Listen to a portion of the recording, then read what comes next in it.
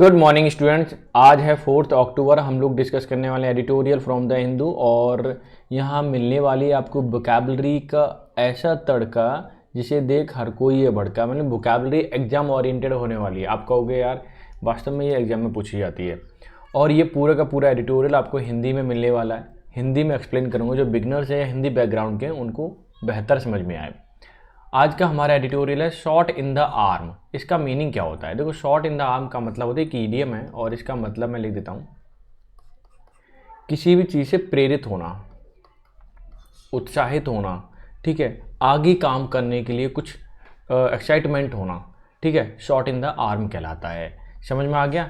सबका मीनिंग बता दिया मैंने आपको। और ये जो एडिटोरियल है किसके ऊपर लिखा हुआ है, यहाँ देखिए, success of covid mRNA vaccine. mRNA एक टाइप ऑफ वैक्सीन का, ठीक है, वैक्सीन मतलब दवाई। Picked the Nobel winners this year, यानी कि जिसने कोविड की वैक्सीन बनाई है उसे नोबेल प्राइज इस बार मिला हुआ है। तो आप समझ सकते हैं कि उसने कितना बेहतर तरीके से उस पर काम किया हुआ। ठीक है, तो ये एडिटोरियल मैं एक्सप्लेन करूँगा और मैं आपको बता दूं कि आपको सबसे पहले मैं वोकैब कराऊंगा इस वाले एडिटोरियल की, और साथ ही साथ मैं कराने वाला हूं एक parajumble, not parajumble, cloze test,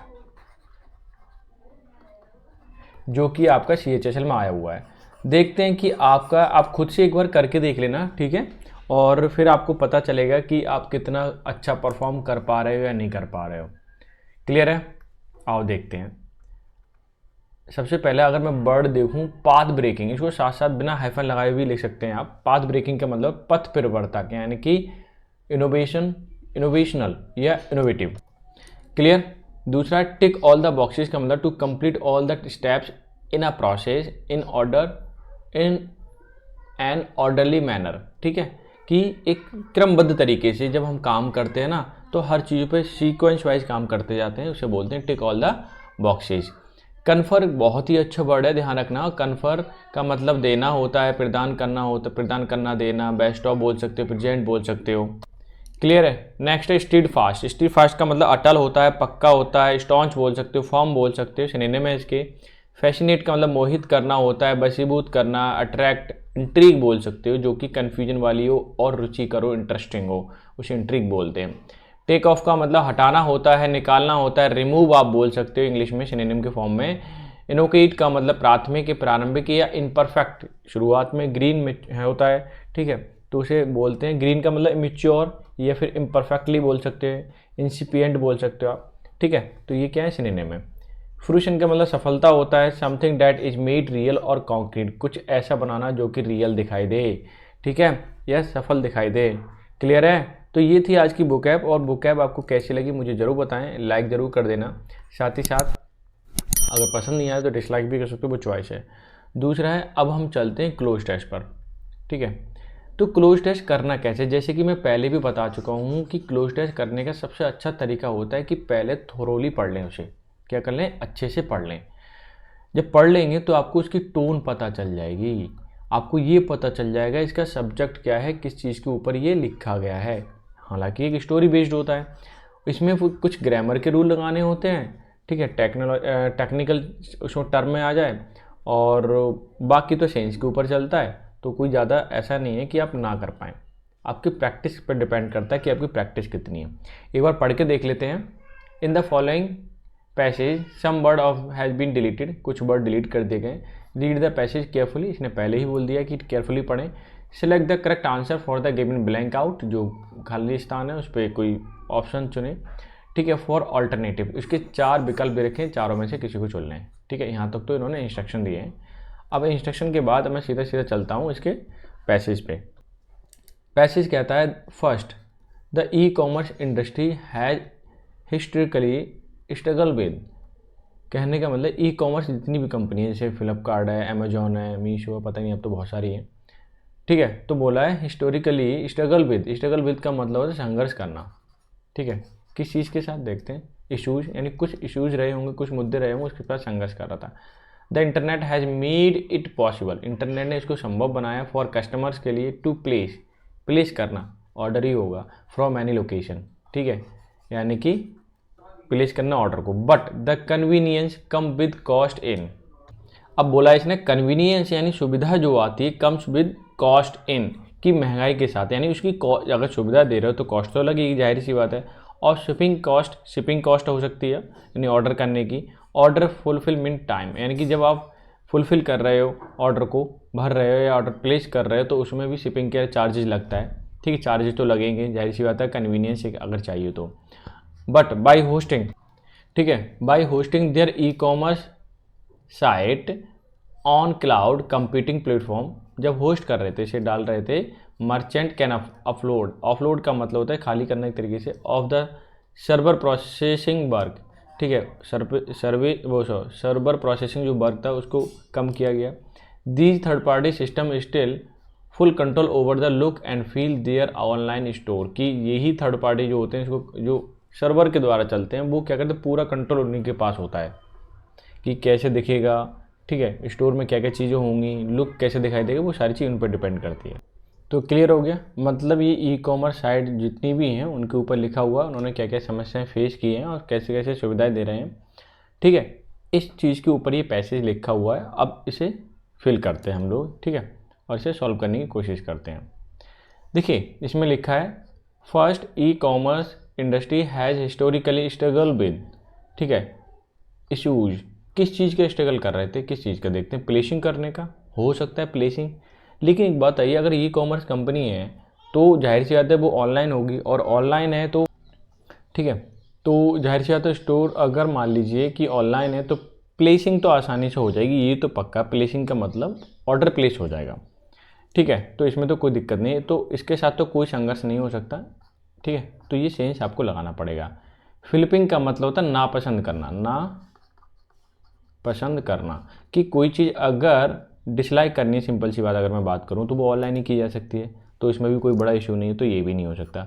आखिरकार ये संघर्ष किसके साथ कर रहे हैं, देखें, डिलीवरी, ठीक है, पहुंचाने में, ये स्टोरिंग होना चाहिए, स्टोरिंग मतलब कलेक्ट करना, इकट्ठा करना, उसमें देखो स्टोर तो की जा सकते हैं, इसमें भी कोई बड़ा इशू नहीं है। बात है डिलीवरी कैसे करेंगे, किस चीज़ के साथ इशू आ रहा है कि मान लीजिए कोई ऐसे इलाके से, ऐसे एरिया से डिलीवरी ऑर्डर प्लेस कर रहा है जहाँ पर जाना ही कठिन है, तो वहाँ पर डिलीवरी पहुँचाना टफ हो जाएगा, नहीं हो जाएगा।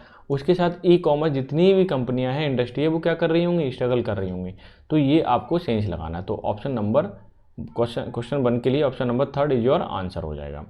आगे देख लेते हैं इन्होंने क्या बोला है, इसे मैं रब कर देता हूँ, ठीक है, कि internet has made it possible for customer to place order from any location. Internet ही एक ऐसी चीज़ है जिसने ऑर्डर को ही प्लेस, मतलब ऑर्डर कर पाना कहीं से भी बहुत आसान बना दिया, संभव बना दिया। बिना इंटरनेट के तो ई कॉमर्स कंपनियों की जो वेबसाइट है वो चलेगी नहीं, वेबसाइट भी रन करना है तो इंटरनेट चाहिए, ठीक है। तो ओबियसली तो यहाँ पे क्या होना चाहिए, क्वेश्चन था possible for customers to place orders होना चाहिए, मेरे हिसाब से ही कह रहा है, तो ऑर्डर ऑप्शन भी है ऑर्डर का, तो मैं इसे टिक कर देता हूँ, यानी 3rd ऑप्शन करेक्ट हो जाएगा। आगे देख लेते हैं, कुछ ऑप्शन नंबर 3 भी मेरा पूरा हो गया है, वो सेकंड ये है। यहाँ से देखिए 3rd ने क्या बोला है, मैं इसे हाईलाइट करता हूँ तो और भी अच्छा विजिबल होगा। सेंटेंस हमारे यहाँ तक है, इन्होंने बोला है कि बट, क्या बोला है, बट डेट कन्वीनियंस का मतलब सुविधा, कम्स विद आ कॉस्ट के साथ आती है, महंगाई के साथ आती है, in of shipping cost, order fulfilment time, जब आप ऑर्डर कर रहे हो वहाँ पे शिपिंग कॉस्ट लगने वाली है, क्या लगने वाली है, शिपिंग कॉस्ट। तो आप मुझे देख लें तो कौन कौन से ऑप्शन है इसमें, ठीक है। तो ऑप्शन नंबर हमारा टैग का मतलब होता है किसी भी चीज़ पे जो टैग लगा होता है, मान ली शर्ट है, हम मॉल में लेने जाते हैं तो वहाँ प्राइस टैग होता है, वो लगा होता है, इसमें पड़े होते हैं 1000 2000 जो भी है, ठीक है। शिफ्ट का मतलब होता है टाइमिंग, जैसे एक शिफ्ट है, दूसरी शिफ्ट है, तीसरी शिफ्ट है, ठीक है, डिवाइड होता है ना उस चीज़ में, पहली शिफ्ट में लोग इतने काम करते हैं, दूसरी शिफ्ट में तो वो चीज़ शिफ्ट हो गई, या शिफ्ट कर देना भी होता है। फॉर्म का मतलब होता है किसी भी चीज़ की मजबूती होना, पक्का होना। टर्म्स का मतलब होता है के विषय में, किसी के विषय में कुछ बताना, ठीक है। तो आप मुझे बताइए, अगर मैं देखिए इस क्वेश्चन को या फिर इस वाले फिलअप को भरने के लिए आपको ये मालूम होना चाहिए कि एक वर्ड होता है या फ्रेज बोल सकते हैं, इन टर्म्स ऑफ, इसका मीनिंग क्या है मालूम है, के अनुसार, के अनुसार। अगर ये चीज़ कब मालूम होती है हमें, जब हम रीडिंग ज़्यादा करते हैं, ठीक है, तब हमें पता चलेगा। आप रीडिंग कीजिए, साथ ही साथ जो बोलने वाले इंग्लिश उनको सुनिए ध्यान से, आपको ये सारे वर्ड बहुत आसानी से मालूम पड़ेंगे। तो इन्होंने क्या बोला है कि convenience come with cost in terms of shipping, कि जब आप शिपिंग करने वाली बात आ रही है, जब वो कुछ चीज़ ला दी जाती है तो उसमें कॉस्ट लगती है। ऑर्डर फुलफिलमेंट टाइम, जब आप ऑर्डर प्लेस कर रहे हैं उसी समय क्या लगेगी, आपका चार्जेस लग जाएंगे, ठीक है, उसी के अनुसार, जिस हिसाब से आप क्या कर रहे हैं ऑर्डर कर रहे हैं उसी के हिसाब से चार्जेस लग जाएंगे, ठीक है। तो के अनुसार हो गया इसका मीनिंग। तो ऑप्शन नंबर 3 का 4th आंसर हो जाएगा। अब मैं नेक्स्ट वाला देख लेता हूँ, ठीक है। ये सेंटेंस हमारा इतना है, तो सेंटेंस वाइज सेंटेंस चलना, बाकी सेंस लगाना है, आसानी से आप क्लियर कर पाओगे, ठीक है। अब देख लीजिए इन्होंने क्या बोला है, इन्होंने बोला है कि बट, लेकिन, अभी इन्होंने कन्वीनियंसी की बात की है, ध्यान रखना। By hosting their e commerce site, जब ई कॉमर्स साइट को होस्ट किया जाता है, चलाया जाता है on the cloud computing platform पर, merchant can offload of their server processing work, उसे कम कर सकते हैं, ठीक है। कैसे देखते हैं, आगे कम करने की बात हो रही है, तो मोर तो आएगा नहीं, ठीक है, क्योंकि यहाँ पे वर्क की बात की गई है और वर्क प्रोसेसिंग, ठीक है, सर्वर वर्क प्रोसेसिंग, तो काउंटेबल नाउन तो है नहीं, इसलिए कुछ आने वाला ऐसा वर्ड जो कि कैसा हो, अनकाउंटेबल के लिए, तो मच आ सकता है। मस्ट का मतलब होना चाहिए, तो सेनी वो होगा नहीं, मैनी भी अनकाउंटेबल के लिए नहीं आता, काउंटेबल के लिए आता, तो ये दोनों तो कट हो गए हमारे पास मच ऑप्शन ही बचा है जो कि अप्रोप्रिएट है, तो यहाँ लगाना पड़ेगा। मोर जो आता है ना वो कंपैरेटिव डिग्री के लिए आता है, जब हम एक से कंपैरिजन करते हैं, बट यहाँ पे हम कंपैरिजन की जो बात नहीं की गई है, ज़्यादा से ज़्यादा काम को कम किया जा सकता है, इस सेंस में बात हुई है, इसलिए मच का यूज होना अप्रोप्रिएट है। तो ये ग्रामेटिकल थोड़ा सा टच हो गया इस वाले फिलअप में, तो आप इस तरह से भी आपको मालूम होना चाहिए जब फिल कर रहे हैं। अब क्वेश्चन नंबर 5 का अगर मैं देखूं, क्वेश्चन नंबर 5 कह रहा है these third party system still full control over the look feel of their online store, कि जो थर्ड पार्टी वर्कर होते हैं या फिर थर्ड पार्टी वाले सिस्टम में होते हैं, तो वो फुल कंट्रोल रखते हैं कि वो कैसा दिखेगा, कैसा वो कुछ होगा, ठीक है। तो थर्ड पार्टी सिस्टम्स स्टिल, अब देख लेते हैं स्टिल में यहाँ पे कौन कौन से ऑप्शन है। इसके बाद डिस्कार्ड का मतलब किसी चीज़ को नज़रअंदाज करना, हटा देना। रिटेन का मतलब बनाए रखना होता है, ठीक है। और फ्यूमिगेट का मतलब होता है। अब आप यहाँ से आप ना बहुत आसानी से जज कर सकते हो कि देखो, पहले मैं बात कर रहा हूँ फ्यूमिगेट, ये हटा देना, रिटेन में बनाए रखना किसी भी चीज़ को। फ्यूमिगेट का मतलब है कि सुशोभित करना, डिसइंफेक्टेड करना, उसके सेंस में आता है। तो यहाँ तो फ्यूमिगेट का कोई मीनिंग नहीं है। जैसे धुआं कर देते हैं ना, जैसे कि मान लीजिए आपने देखा होगा सर्दियों के टाइम में हल्का से सर्दी सीजन आता है, तो जहाँ जानवर बंधे होते हैं वहाँ पे हम धुआं करते हैं। क्यों करते हैं? ताकि जो मक्खियाँ हैं और मस्कीटो वगैरह हैं वो सब उड़ जाएं, ठीक है, यानी कि एनवायरनमेंट वहाँ का डिसइंफेक्टेड हो जाए, सिंपल सी बात है। इसलिए फ्यूमिगेट करना तो वो वाले सेंस में है, तो ये तो हो नहीं सकते वाला वर्ड। प्लेकेट का मतलब होता है किसी भी चीज़ को शांत करना, संतुष्ट करना, ठीक है, मैं इस सेंस में लिख देता हूँ, शांत करना, ठीक है। अब बताइए कि यहाँ पे ये कोई भी फिट नहीं बैठ रहा, तो रिटेन की बात आ रही है, तो देखते हैं एक बार मैच करके। पहले तो मैं टिक कर देता हूँ, ऑप्शन नंबर यही है, ठीक है, कि third party system are still retain full control, ध्यान रखना, रिटेन फुल कंट्रोल। और जाहिर सी बात है, बाकी तो ये प्लूरल फॉर्म है, प्लूरल फॉर्म में सभी हैं। और प्लूरल फॉर्म क्यों है आएगी वर्ब? क्योंकि यहाँ पे प्लूरल सब्जेक्ट है, तो रिटेन आना चाहिए यहाँ पे, कि उनका अभी भी क्या पूरा का पूरा कंट्रोल बना हुआ है, ठीक है, कि वो कैसा फील होगा, ठीक है, आइटम या स्टोर, और कैसा दिखेगा, ये सारी चीज़ें। तो ये था आज का cloze test. I hope so आपको पसंद आया होगा, और कैसा लगा मुझे कमेंट करके ज़रूर बताएं। और मैं एक क्वेश्चन डालने वाला हूँ, ठीक है, कम्युनिटी में, और उसको आंसर ज़रूर किया करो आप। क्लियर? अब आ जाते हैं हम लोग किस पे, एडिटोरियल पे। एडिटोरियल क्या कहता है, यहाँ देखिए, शॉट इन द आर्म मतलब किसी को उत्साहित करना, प्रेरित करना, ये सारी चीज़ें। Success of covid mRNA vaccines picked मतलब चुना है नोबेल विनर्स दिस ईयर, कि नोबेल प्राइज जो चुना गया है वो किसके लिए, कोविड-19 की जिसने वैक्सीन बनाई है उसके लिए चुना गया।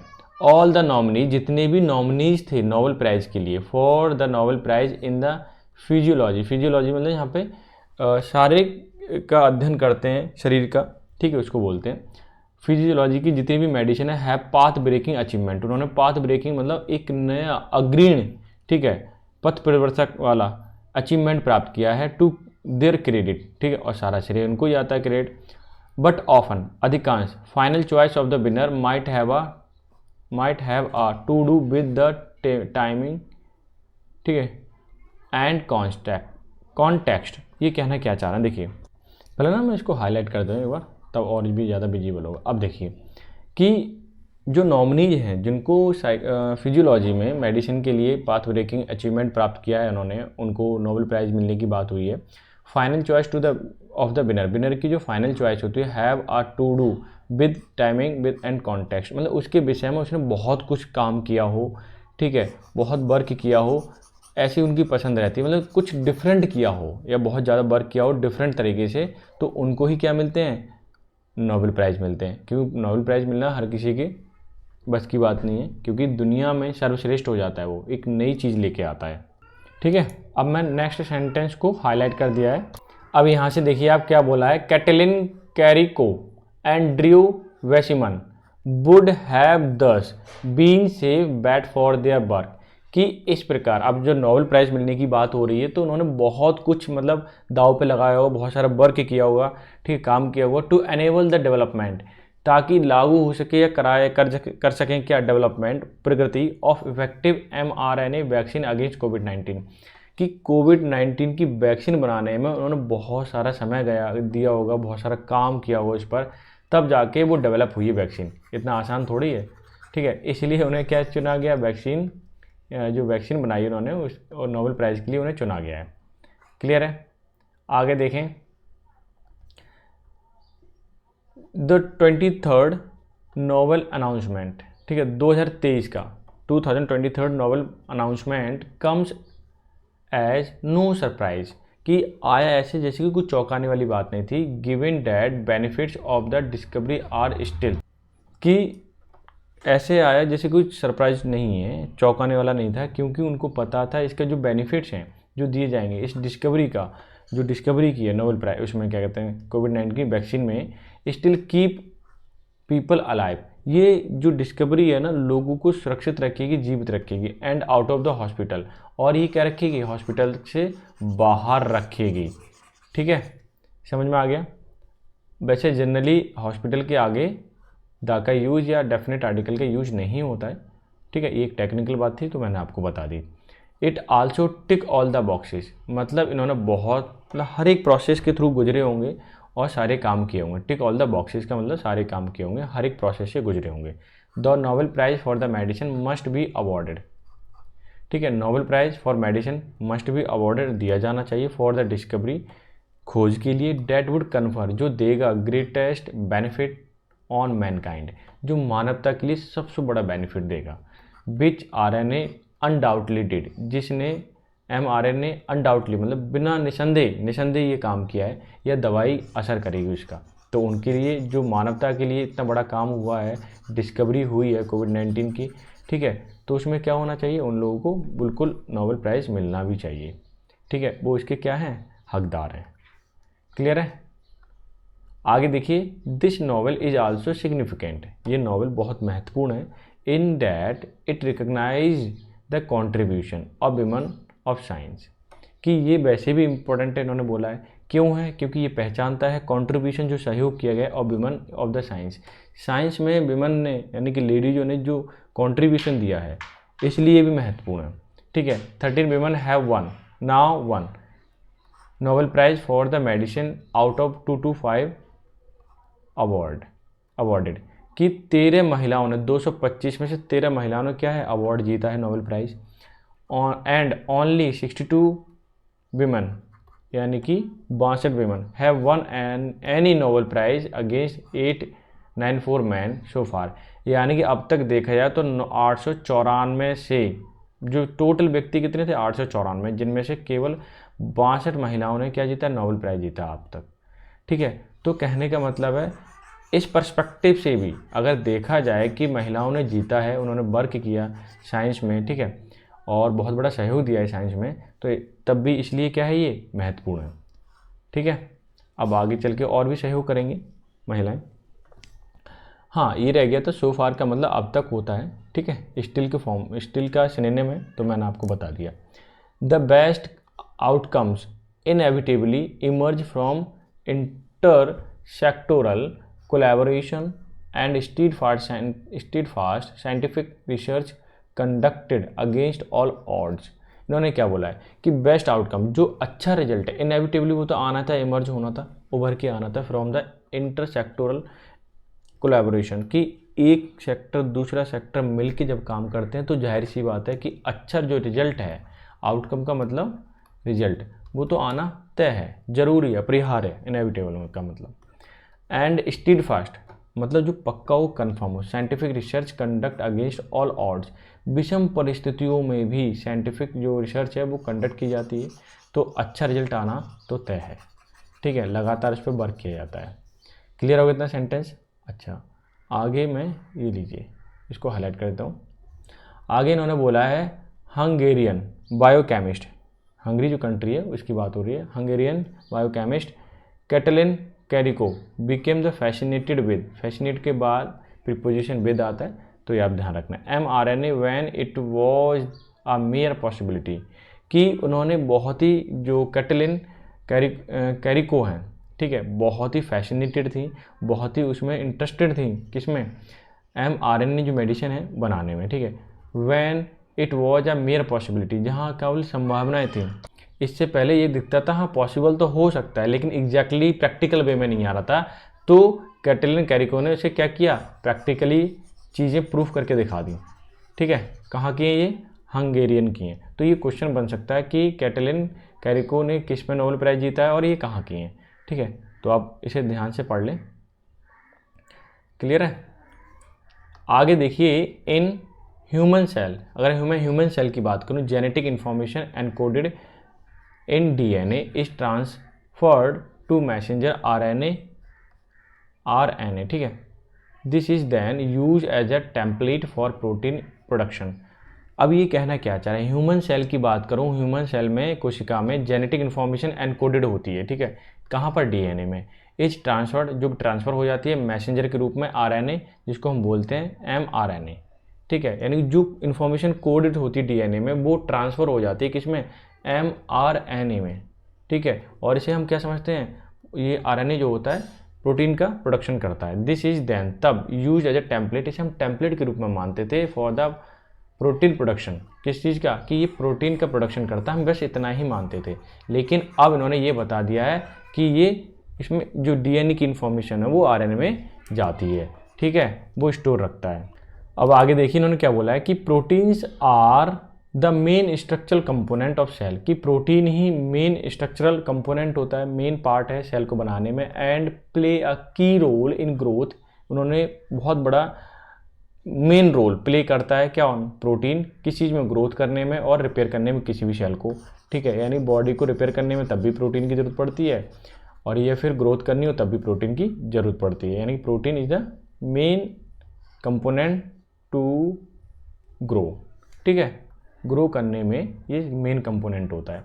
ड्यूरिंग द 1980s, 1980 की बात करूँ मैं, a method called in vitro transcription permitted the idea of using RNA mRNA for vaccine and therapy for take off, ठीक है, but enthusiasm to work on the flagged as a several hurdles emerged, including challenges in delivery and inflammatory reactions। क्या बोला गया कि 1980 में ये method उसे बोला गया था विट्रो ट्रांसक्रिप्शन परमिटेड, ठीक है, बोला गया था, ये आइडिया था, परमिटेड के आइडिया ऑफ यूजिंग mRNA के हम यूज कर सकते हैं वैक्सीन के लिए, क्लियर, एंड थेरेपी के लिए, टेक ऑफ का मतलब हटाने के लिए किसी चीज़ को, एंड एंथुजियाज्म उत्सुकता to work on this flagged as several hurdle emerge, कि उस पर उत्सुकता थी लोग साइंटिस्ट की काम करने की, लेकिन बाद को ये सामने आया सेवरल हर्डल्स इमर्ज, कि बहुत सारी समस्याएं आई। समस्या कैसी, इंक्लूडिंग चैलेंजेस भी थे, इन डिलीवरी, कि इसको डिलीवरी कैसे किया, प्रैक्टिकल वे में लेके कैसे आए, इन्फ्लेमेटरी रिएक्शंस, अगर ऐसा करते हैं तो इन्फ्लेमेटरी रिएक्शंस हो सकते हैं, मतलब सूजन वगैरह ये सारी चीज़ें आ सकती हैं। अब ये भी समस्या थी, तो इसे सॉल्व कैसे किया जाए, तो इन्होंने कैरिलो ने सॉल्व करके दिखा दिया, ठीक है। कहने का मतलब इस पर mRNA जो बेस्ड दवाई बनती है तो वो कैसे वर्क करेगी, सारी चीज़ें बता दी, और क्या क्या वैसे तो फिलहाल तो कोई नुकसान के बारे में नहीं बताया, वो काफ़ी क्या है, फ्रूटफुल है।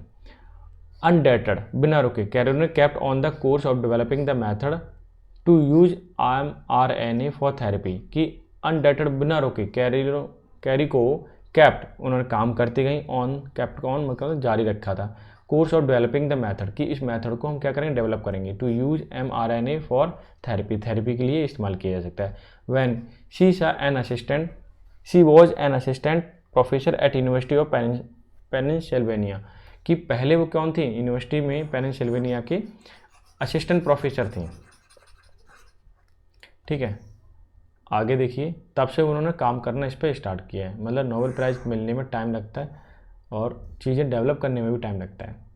आगे इन्होंने बोला है she was then join the immunologist Weissman, तब उन्होंने ज्वाइन किया था किसको, इम्यूनोलॉजिस्ट वेसिमन के लिए ज्वाइन किया था या उनके साथ जुड़ी थी।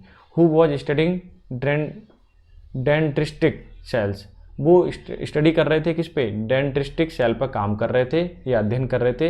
Have important functions in immune surveillance, जिसका इम्पोर्टेंट फंक्शन या काम जो होता है वो इम्यून सर्विलेंस रखता है, यानी इम्यून पर नज़र रखता है। And activation of the vaccine induce immune response, और एक्टिवेशन कर देता है, चालू कर देता है वैक्सीन इंड्यूस, आगे बढ़ाने के लिए इम्यून रिस्पॉन्स, ताकि इम्यून रिस्पॉन्स कर सके। ठीक है, तो तब से ये वर्क कर रहे थे और उनको ज्वाइन किया।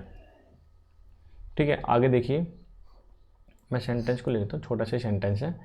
इन्होंने फिर बोला है कि ओवर द ईयर्स, साल दर साल, ठीक है, by making this base modification, कि बेसिक तौर पे नीचे ज़मीनी स्तर पे वो काम करते रहे, to the mRNA they manage to ease delivery path, फिर उन्होंने मैनेज कर लिया कि ये पाथ कैसे डिलीवर हो, get rid of inflammatory reactions, और कैसे छुटकारा पाया जाएगा। गेट रिड ऑफ का मतलब छुटकारा पाना, इन्फ्लेमेटरी का मतलब जो सूजन रिएक्शन हो जाती है ना, अगर mRNA का यूज़ करेंगे, तो उन्होंने क्या किया, उस चीज़ से भी छुटकारा पा लिया, उसका सोल्यूशन ढूंढ लिया उन्होंने। क्लियर है। फिर क्या हुआ, एन इनोकेट मतलब प्रारंभिक तौर पे, the idea was finally teach into the fruition, कि जो शुरुआत में सफल नहीं था लेकिन बाद में अब क्या हो गया, वो फ्रूशन का मतलब होता है सफल होना। ठीक है, टीज इंटू फ्रूशन का मतलब वो आसानी से क्या हो गया, अब वो सफलतापूर्वक उन्होंने लागू कर दिया कि कोई इन्फ्लेमेटरी रिएक्शंस नहीं होंगे, इस पर भी उनका क्या है, कंट्रोल है। आगे देख लेते हैं इन्होंने क्या बोला है सेंटेंस ने, this was in 2005, 15 years before covid pandemic. आगे इन्होंने बोला है कि ये 2005 से लेकर यानी 15 साल पहले से इस पर कोविड-19 आया था। ठीक है, तो कोविड के ऐसा नहीं, कोविड-19 नया है, उसका वेरिएंट नया था, इसलिए इसका कोविड-19 डाल दिया गया नाम, और ये पहले भी आ चुका, तो इस पर पहले से ही काम किया जा रहा है। और मैं सेंटेंस को ले लेता हूँ, but the time and the context arrive 2019, समय आया उसके विषय में, कब, 2019 में, अगर कोविड-19 की बात करूँ। When the scientist taught, scientist ने सिखाया कि mRNA vaccine to instruct human cell make S protein found on the surface of कोविड-19 वायरस, कि कोविड-19 वायरस के सरफेस पर क्या होता है, एस प्रोटीन होता है। ठीक है, तो उन्होंने क्या किया, mRNA वैक्सीन का यूज़ किया, इंस्ट्रक्ट, ठीक है, दिखाया। आगे इन्होंने बोला है, ये सेंटेंस लास्ट है, आगे इन्होंने बोला this cause the body to create antibodies, फिर इससे हुआ क्या, एंटीबॉडीज़ क्रिएट हो गए। एंटीबॉडीज़ का मतलब कि किसी भी बीमारी से लड़ने की क्षमता बढ़ी, which will fight the virus, जो कि वायरस से फाइट करेगी। ठीक है, if individual were contact with the infection, अगर कोई भी एक इंडिविजुअल का कोई भी व्यक्ति अगर कॉन्टैक्ट में आता है, उसे बीमारी हो जाती है, ठीक है, तो क्या होगा, अगर इस तरह से वैक्सीन दी जाए तो वो क्या करेगी, इन्फेक्शन के खिलाफ लड़ेगी, एंटीबॉडीज़ तैयार हो जाएंगी।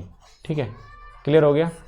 अब इन्होंने छोटा सा प्यारा सा सेंटेंस के लिए क्या कहना चाह रहे हैं, आगे बोला इन्होंने the rest of course is a history, यानी कि बाकी की चीज़ें क्या हो गई, हिस्ट्री बन गई। ओबियसली हिस्ट्री तो बनी जाएंगी, इतना सारा काम किया, 15 साल से एक ही चीज़ पर लगे हुए हैं, जबकि पहले से कुछ भी नहीं पता था उसके बारे में, तो 15 साल रिसर्च करने में लग गए। तो ह्यूमन काइंड के लिए बहुत बड़ी एक जीत है और लोगों को ठीक किया जा सकता है आसानी से। अब कहने का मतलब है, अगर किसी को कोई बीमारी हो गई है कोविड-19 से रिलेटेड, तो उसे ट्रीट किया जा सकता है बहुत अच्छे से। ठीक है, यानी कि ये ह्यूमन काइंड के लिए एक जीत है, इसलिए वो हकदार है नोबेल प्राइज़ के। ठीक है, एडिटोरियल कैसा लगा आप मुझे ज़रूर कमेंट करके बताएं, और पीडीएफ लिए या नहीं लिए ये भी बताएं मुझे, ठीक है। और जो मैं अभी स्टोरी डाल रहा हूँ, क्या आप उसे सॉल्व कर रहे हैं, कैसी लग रही स्टोरी। रील्स भी मैं डालता हूँ, क्या आप इसे देखते हैं, क्या आपके लिए हेल्पफुल है, ये सारी चीज़ें मुझे बताएं, ठीक है। तो देखते हैं नेक्स्ट सेशन में, तब तक के लिए bye bye, take care, have a good day.